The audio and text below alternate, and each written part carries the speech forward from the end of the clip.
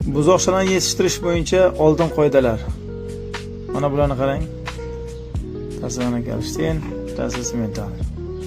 Ikkalasining ko'rinishini, shuna ko'rinishidan sog'lomligini ko'rishingiz mumkin. Qorni to'q, uxlayapti, dam olyapti. Va mana tanani ko'radigan bo'lsangiz, tana yaltirab turibdi.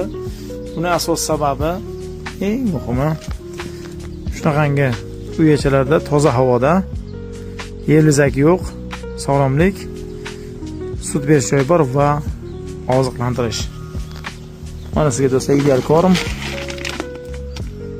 Oziqasi va yonida doimiy suv, kerakli vaqtda energiya, protein va minerallik bo'lgan oziqa, suv va ertalab kechki sut bilan oziqlantirish. Tagi quruq, hech qanaqangi yelizak yo'q.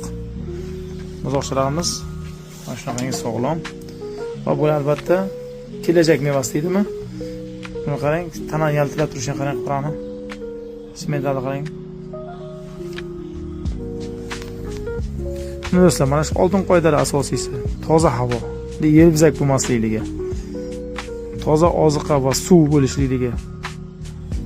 Buzoqchalaringizni kafolati, sog'lomlik kafolati va uzoq muddat sizga xizmat ko'rsatadi, sog'lom sigir yetkazsangiz.